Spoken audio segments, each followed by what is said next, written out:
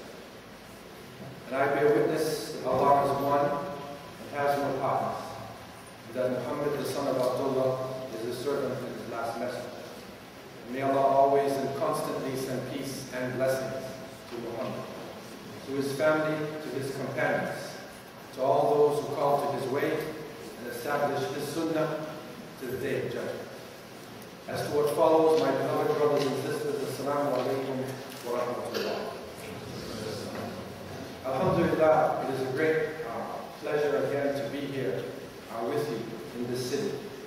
And I pray that Allah would make you successful and would unite our ranks and would help us to live up to the beautiful principles that have been established by the Creator of the heavens and the earth. Recently in Cape Town, South Africa, where I am coming from, I went through a personal reflection. And being in the southern region, in Africa, we find ourselves in one of the periphery zones, al-Hudud. We are in the deep south. And being in the deep south on the periphery, many times there are things striking us that puts us in sort of a frontline position. And just recently, the rain started to pour in the Cape. And it poured on a level that people never really knew before. Lightning was coming out. The Cape is known as the Cape of Storms.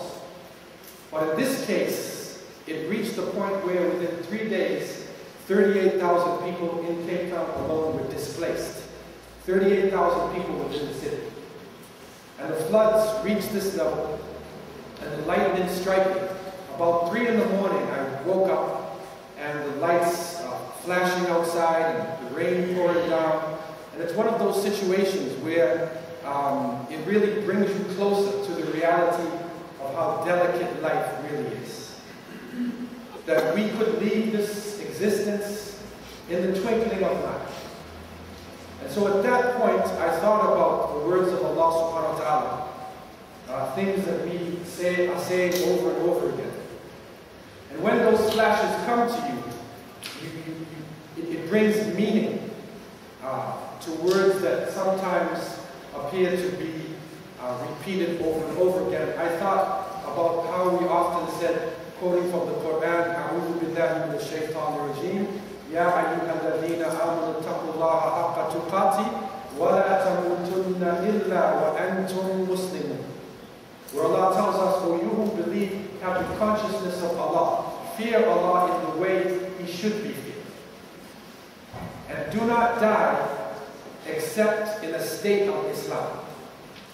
So that if that transition period comes, that we should try our utmost. We should ask Allah for tawfiq and do everything we possibly can, that in the last moment, in the transition, that we are in a state of Islam, Salam, Aslam, Yuslim, Islam. We are in this state of submission to the Creator of the heavens and the earth. And in this divine formula, Allah subhanahu wa ta'ala is showing us what the success will be in the transition.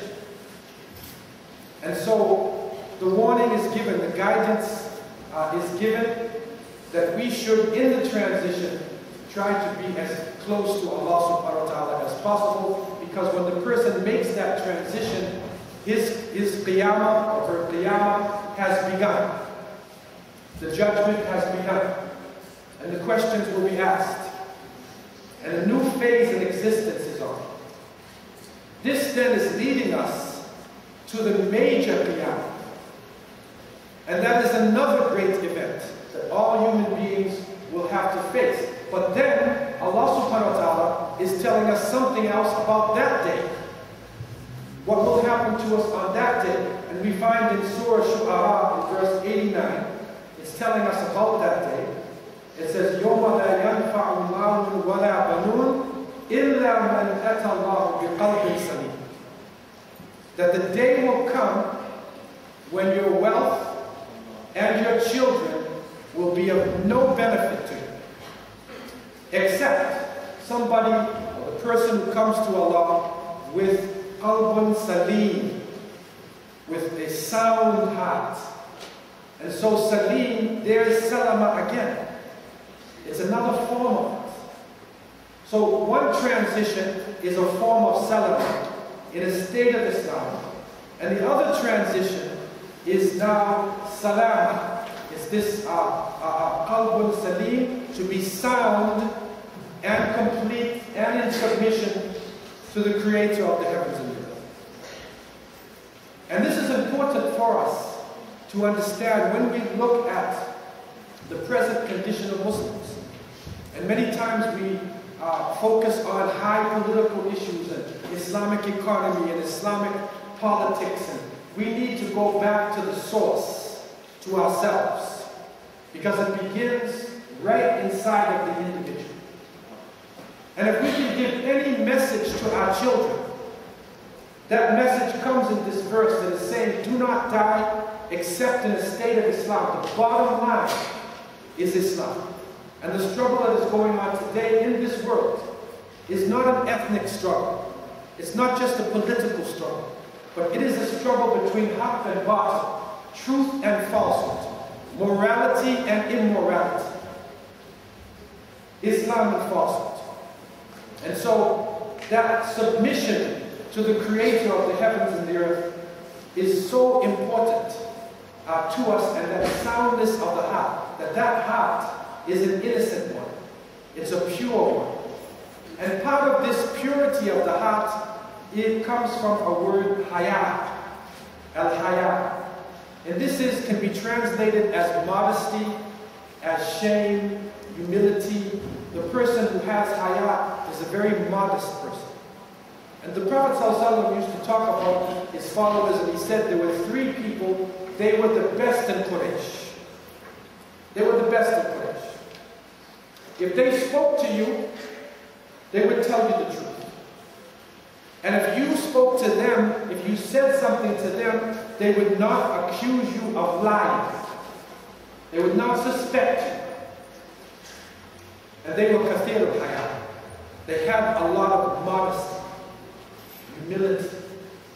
And he mentioned Abu Bakr as-Siddiq, Uthman ibn Affan, and Abu Ubaidah ibn al-Jarrah, radiallahu anhu.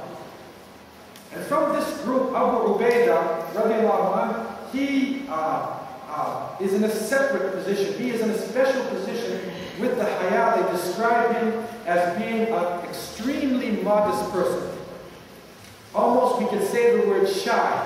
When we say shy in English today, it's sort of like weakness. Shy today is like weak. They want you in the corporate field. They take you and they say, look in the eye. You must look him in the eye. You have to speak to all the people in the office. You can't be an introspective person. You have to come out of yourself. Right? They want to break down your haya. But Abu Ubaidah, haya for him, modesty for him, was not weakness. Although he was extremely humble with Muslims, when the enemies of Allah Azza wa Jal came, when evil approached the believers, they described him as the sharp side of the sword. he turned into a lion. So this is not weakness. Humility, modesty is not weakness. It is setting limitations. Haya gives purity. It gives health to the body. It gives health to the consciousness. And it gives a special type of character to the individual. The world we are living in today is the opposite. The programming coming to us on the television, the media, the symbols, the signs, the sights, the sounds we are hearing, it's all breaking down the modesty of the people. And the younger generation, what they are exposed to with this television, and studies are being done, that if a person is watching the television over a period of 10 years, they will have seen thousands of people being brutally killed. They will have probably seen rape. They will see things that normal people in their young age are not exposed to. But it comes at them and starts to form a type of consciousness. And so this global culture coming at us is breaking down that modesty. What is it doing? It's taking us out of a natural state that we are in and taking away that opportunity to leave the earth in a state of Islam and to meet Allah subhanahu wa ta'ala with a pure, innocent heart. So it is serious. And it comes at us in many different ways. Recently in South Africa, they had a national poll. They went on to the radios and they did a poll and they asked the people of South Africa, they said, what do you think about legalized prostitution? We want to institute in this country legalized prostitution and also to allow drugs, legalize the drugs. What do you think about this? And they were shocked to find out that the response was from the people, and this is not just Muslims, Christian, Muslim, Hindu, traditional religion, all colors, 79% of the people in the country said no. We are against it. And it was a shock for the people. It was a shock for those programmers who thought they had taken all of the haya out of the people. Still there is something of the fitrah left in the hearts of the people. But they say, no, be a logical person. The World Cup is coming. We have to have legalized prostitution. They have it in Europe. So we have to have this thing. You're not civilized. But 79% of the people in the country said no.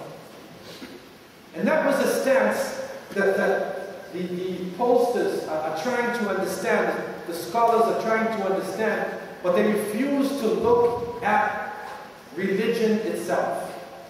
They refuse to connect this with the relationship with Allah subhanahu wa ta'ala, with the revelation, through the example of the prophets that has shown people in their cultures what haya really is and what are the limits that people should have with their Creator.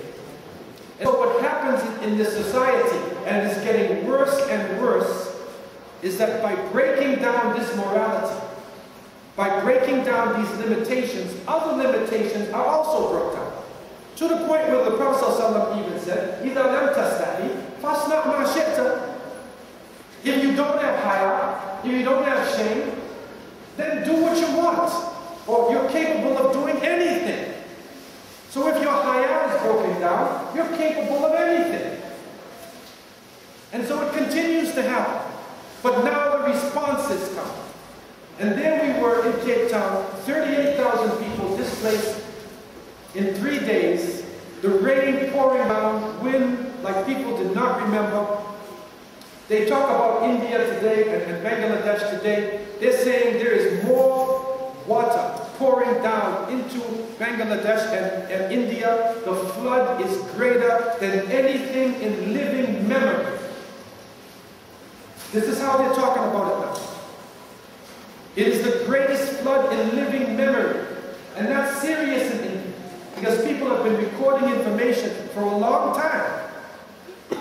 So it is serious. There's something really serious going on.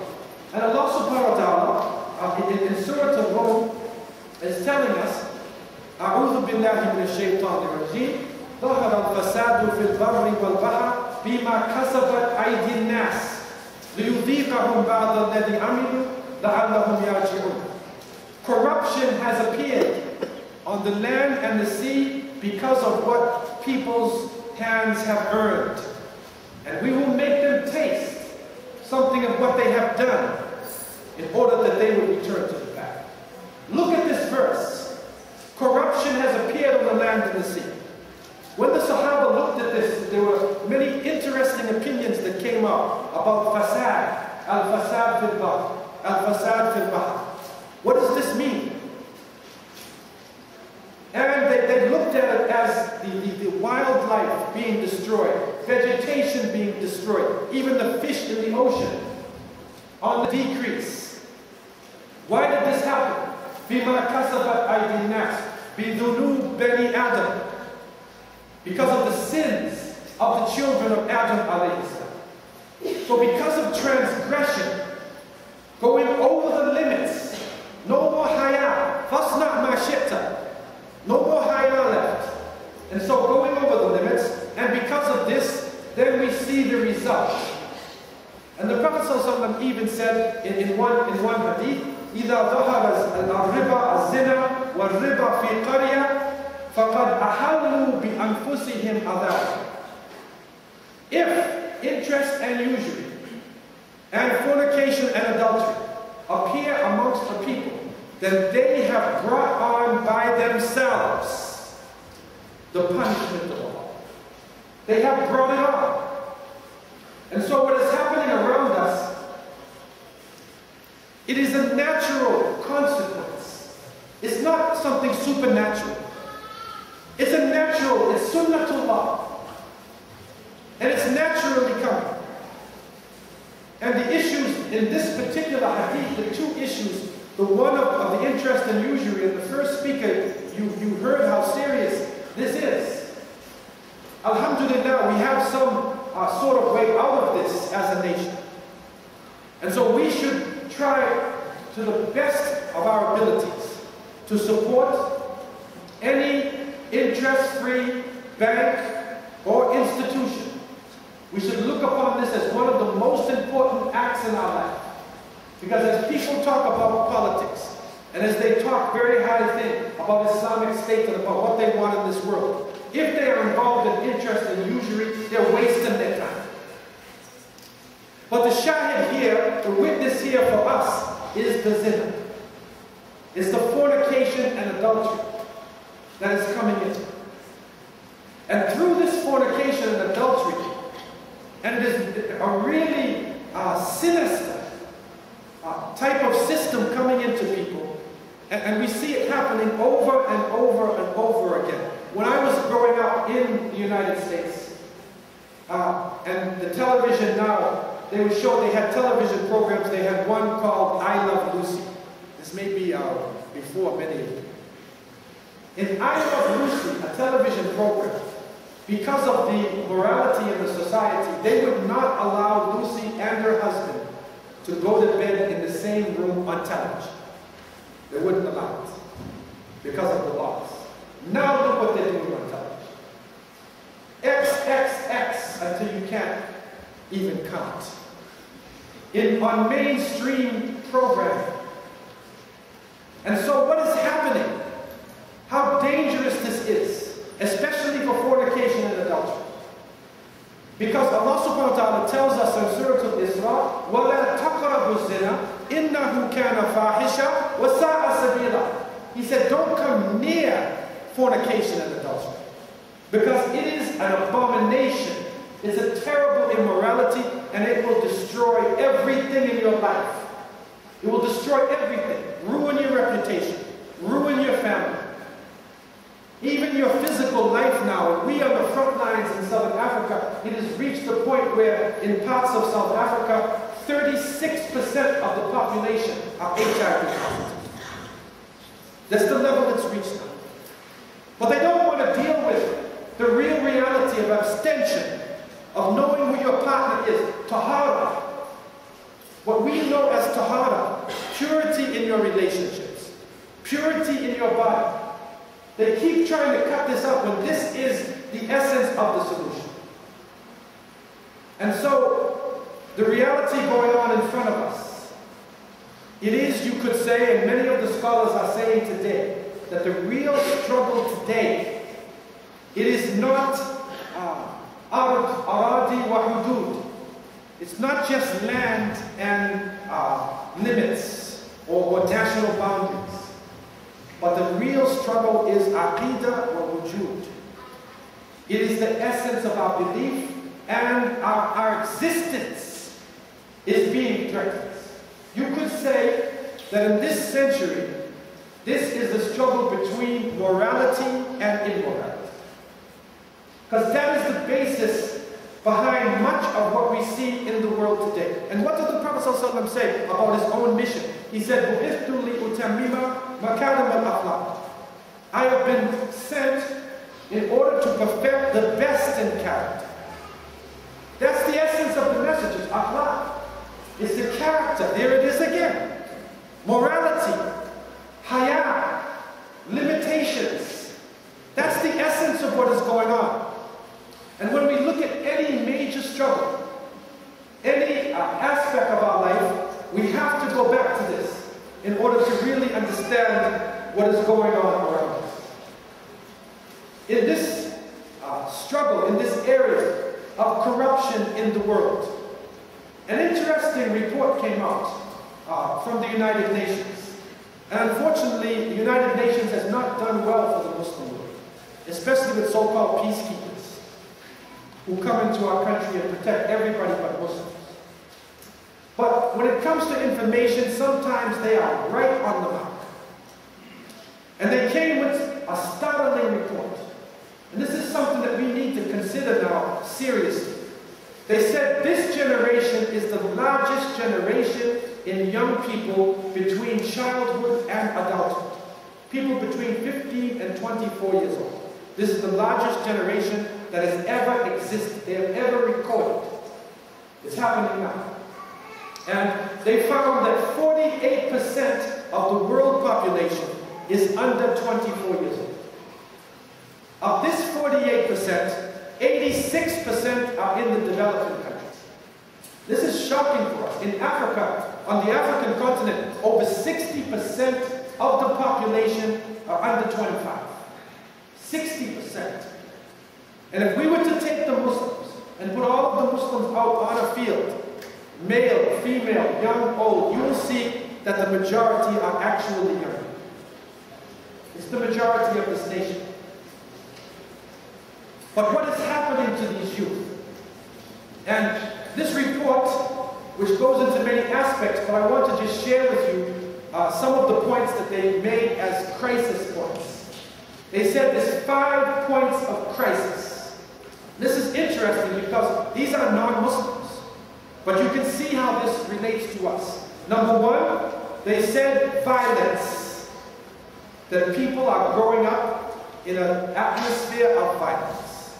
And we know that it's not just physical. In many of our countries, and we know this because of the terror that is unleashed against us, people growing up with this violence all around them. But it's also psychological, it's visual, mental, through the television and media. 2, the erosion of traditional values. This is an interesting point. That the traditional values, morality, is deteriorating. It's eroding right in front of the eyes of the societies. So the young people, what is their morality? What is left? Their heroes are bank robbers, hustlers, con men, low life. These are the role models of the younger generation today. So these are crisis points right across the board, not just Muslims, but it is really hitting us. And I have found in London now, being in London, in the Woolwich area, I don't know about Manchester, but in London now, the street gangs, the Muslim street gangs, are out of control. I don't know about Manchester because you're very nice, polite people in Manchester. It couldn't be here. But the young people are involved in drug taking, in gang banging, It's happening right now. Muslims. So the whole society is going through this change. Number 3 of the crisis points is poverty. It's poverty, especially in the developing countries.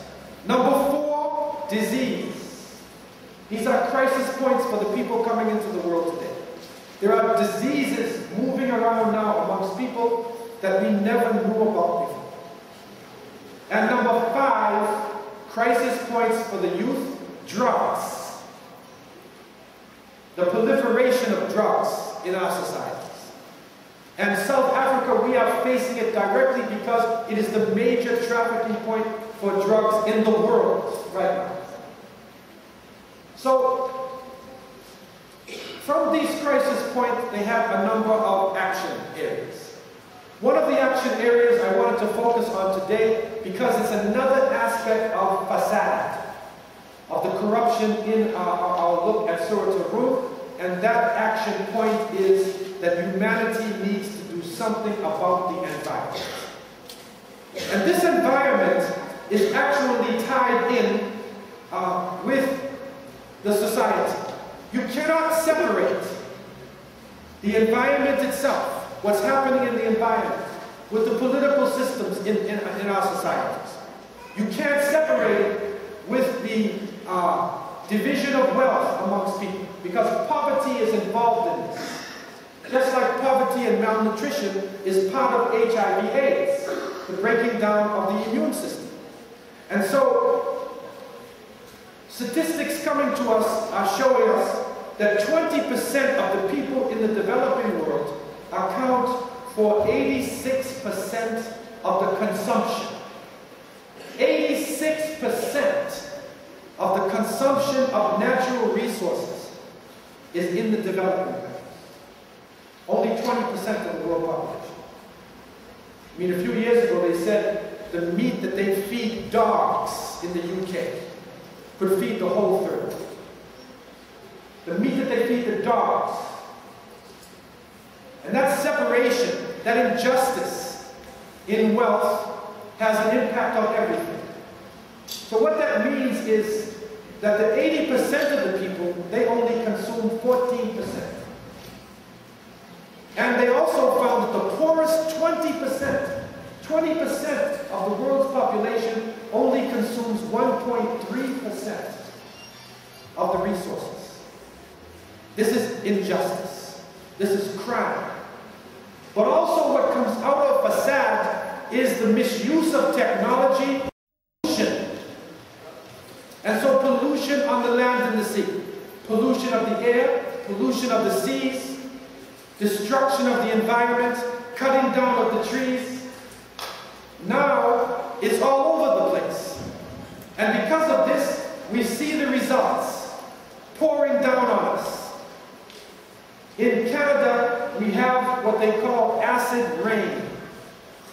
And in acid rain, because of the pollution in the atmosphere, when it rains out on some occasions, there's acid inside of the rain. So the rain, which is supposed to be a mercy for humanity and for the earth, is a punishment. It's actually poisonous. So this ayah is telling us corruption has appeared on the land and the sea because of what humanity's hands have earned, and we will make them taste something of what they have done in order that they return to God. We will make them taste it. And we are literally tasting it now. In the atmosphere, breathing in poisons, drinking water that's polluted, and then we try to make it clean. Animals now carrying viruses. It's coming back again to the UK. And so it is all over the world now.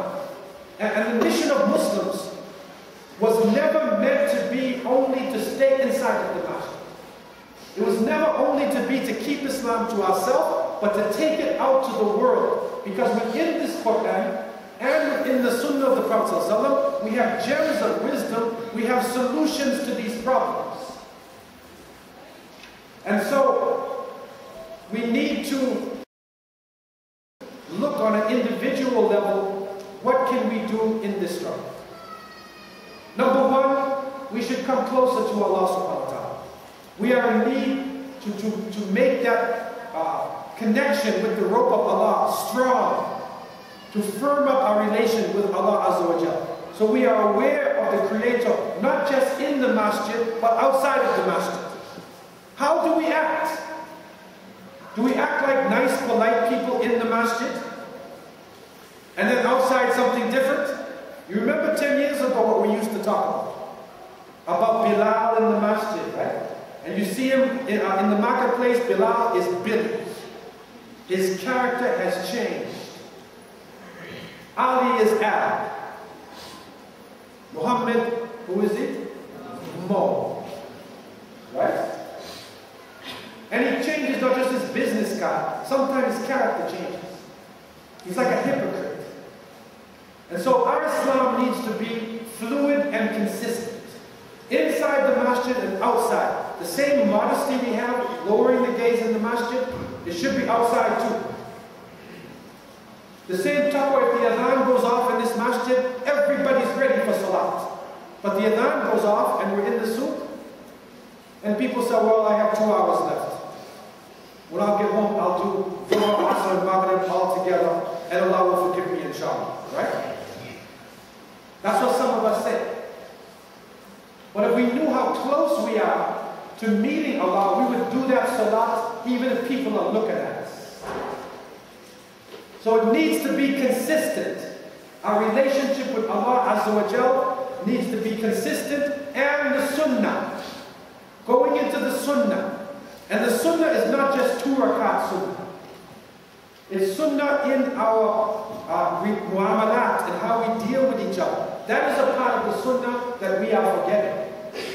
We want the rituals, but what about the character? How do we deal with people? And not just Muslims, how do we deal with non-Muslims?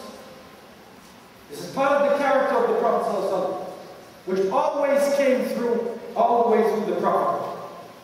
And so, the sunnah and unity, what we are talking about now, Muslims need to see what is similar between ourselves. Don't look at another Muslim for what's different. Look at what is similar, because there's a lot similar between us. And sometimes it's only a small difference between one individual and another, and they enlarge the small difference, and then look at the person as though he's not even a Muslim. We need to drop this and start looking at the people of the Qibla. And so, working unity. Let us unite in action programs, doing something for the environment. On an individual level, people are talking about, on an individual level, we can even begin in terms of our own self, reduce the waste, carbon dioxide, reduce our footprints, as they say, in this world. Do something. Reuse things. Reuse it. Okay? Also, we need to recycle, to learn how to recycle. We make a lot of waste. And you go to many programs, and you'll see Muslims will eat halal food, but many times we're killing our bodies and killing the environments. And they have the nikah, and they eat the food, and they look and they say, now the food is served, and the meat is floating in oil. It floats in it. And we put all the oil inside of our bodies, and then I'm thirsty, and what do I want? Coke Classic. I want Coca-Cola. And I drink my Coke. You know what that Coke is doing to your body? Analyze the chemicals sometimes. It's halal. I didn't say it's haram. But look what it's doing to you. And then check out, who Coca-Cola represents. And you'll see in Philistine that when you're drinking that Coke, you're bombing a child in Philistine. You cannot separate what is going on in the environment and in the politics of this world.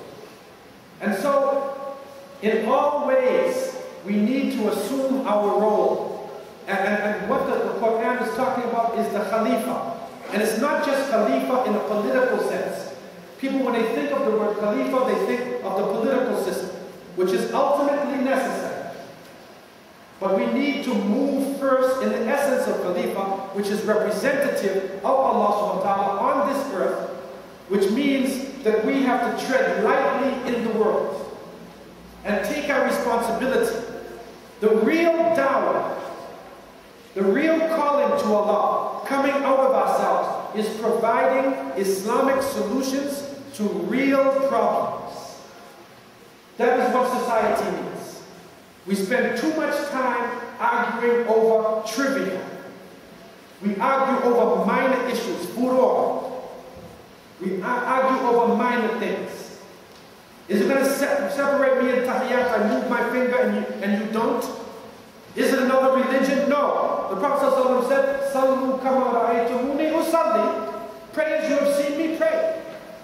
So any way that's in the Sunnah, you're praying in the way of the Prophet ﷺ. So why make a division? And so to take that position, to assume that position as the Khalifa, to provide gems of wisdom, we are carrying solutions to the HIV/AIDS crisis, solutions to racism, solutions to political oppression, economic oppression, and solutions to the environmental crisis. May Allah subhanahu wa ta'ala give us the strength to change our lives and come close to the Sunnah. May Allah Azza wa Jal strengthen our relationship with Him and make us strong believers. And may Allah Azza wa Jal protect the women and the children of the Ummah of Muhammad Sallallahu Alaihi Wasallam. May Allah protect the men of the Ummah of Muhammad Sallallahu Alaihi Wasallam. May Allah raise up a Khalifa in this world, a leader, who would take our misguided political leaders from darkness into light. And may Allah help us to be of those who will die with kalima la ilaha illallah Muhammadur Rasulullah sallallahu alaihi wasallam. Aqulu qawli hadha wa astaghfirullahi wa lakum. Assalamu alaikum wa rahmatullahi wa